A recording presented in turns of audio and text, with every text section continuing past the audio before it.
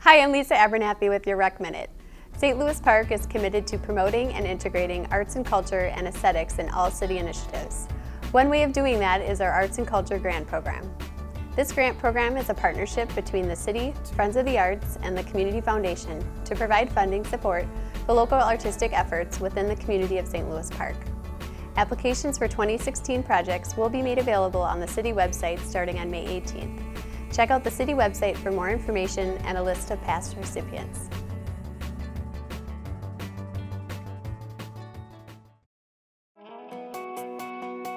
St. Louis Park's first organic living workshop was held at the Rec Center. Molewood gets a new attitude for the 21st century. Enjoy free ice cream from Sebastian Joe's and kosher ice cream courtesy of Byerly's at the Children First Ice Cream Social. Plus, news you can use. Welcome to this week's edition of Life in the Park. I'm Jane Kim. In our cover story, St. Louis Park's first organic living workshop was held recently. Visitors learned all about things organic, from bees to trees. That's coming up. But first, here's news you can use. The public is invited to St. Louis Park's premier family event, the 22nd annual Children First Ice Cream Social, presented by Citizens Independent Bank, on Sunday, May 17th from 2 to 5 p.m. at Wolf Park next to the St. Louis Park Rec Center, 3700 Monterey Drive. If the weather is inclement, it will be held inside the Rec Center. Enjoy free ice cream from Sebastian Joe's and kosher ice cream courtesy of Byerly's. 6 types of ice cream will be served, including the signature flavor, Pudding Children First. Crafted by Sebastian Joe's especially for Children First, it features vanilla ice cream with chunks of vanilla wafers and ribbons of chocolate pudding. The day of family fun includes entertainment, craft activities, a kids' garage sale, and interactive exhibits by 25 local organizations.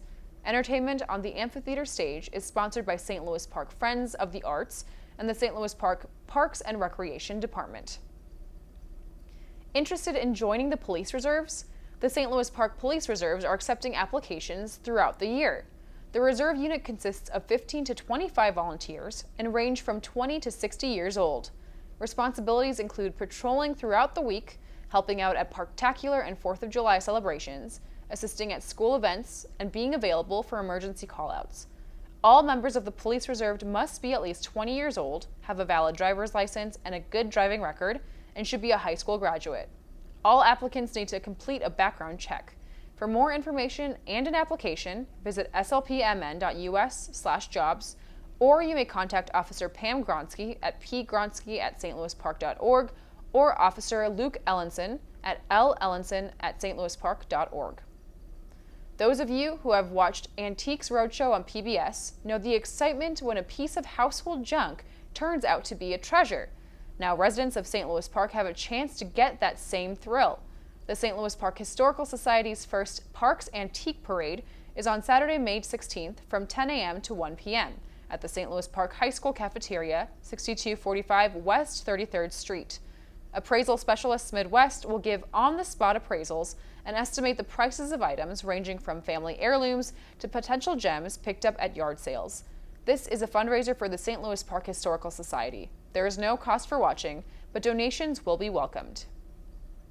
Originally, it was Knollwood Plaza, then Knollwood Mall. Now it's the Shops at Knollwood, with new shops, a new look, and a new attitude. The Shops at Knollwood grand reopening was held on Saturday, May 9th. Mayor Jacobs was on hand for the official ribbon cutting, and Park High students were featured in a fashion show hosted by Channel 5's Twin Cities Live host Emily Engberg and KS95's morning host Shannon Hawley.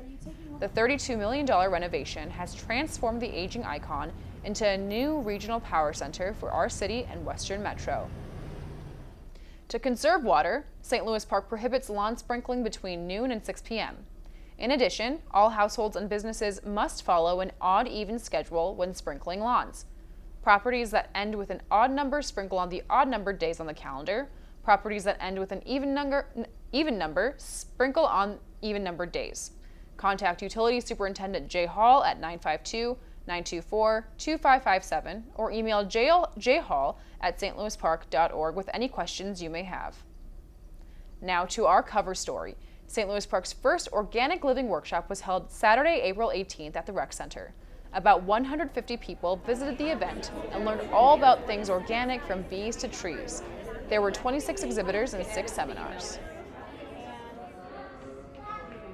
So when you first plant your tree, you're going to come over to it and you're going to take a look at it. First thing you're going to do is try to get it out of the container, which Diana and I may need to do together. You don't want to pull it by the trunk, you're going to want to pull it by the container. You don't want to tug on the trunk. Sometimes they become a little difficult to get out. You're going to pull the container side and I'll hold on this way. And then you're going to pull your tree out of the container.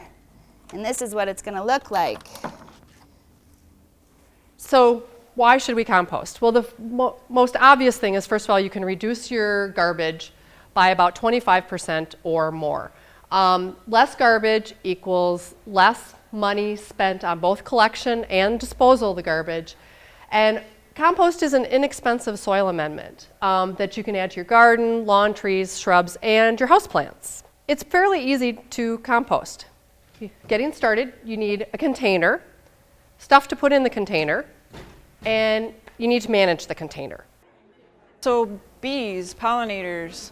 I'm going to talk specifically about bees this morning. And many of you probably don't realize how many types of bees we have. So in North America alone, we have over 4,000 species. And just recently, we have a sort of a historical list of the numbers of bees that we have in Minnesota, and it's around 425. So just to give you an idea, honeybees are just one species of 425. Plans are underway for another workshop in 2016. Some of the seminars were recorded by Park TV and will show on Civic Channel 17 in the next few weeks. Thanks to Reg Dunlap for producing this week's cover story. Next week, new water meters are scheduled to be installed throughout the park in the coming year. We'll find out how they will benefit local residents and businesses. You can always keep up to date on news and events in the park by visiting our Facebook page at facebook.com/St. Louis Park. That's it for this week's edition of Life in the Park. Thanks for watching. We'll see you next time right here on Park TV.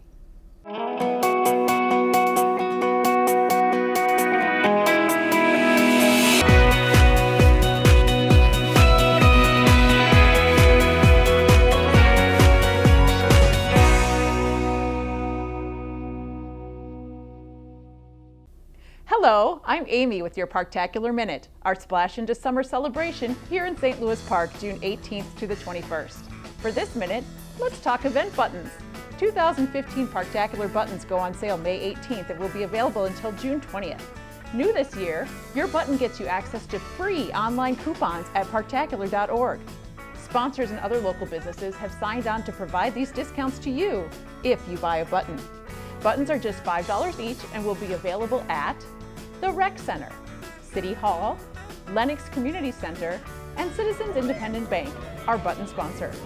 Also, we will have buttons at the Children's First Ice Cream Social on May 17th at Wolf Park, the Park the Street event on June 7th, the Fire Station Open House on June 9th, during Rock the Block on June 19th, and at our info booths on June 20th. Visit parktacular.org for more details and a complete schedule of events. And that's your Parktacular Minute. See you next week.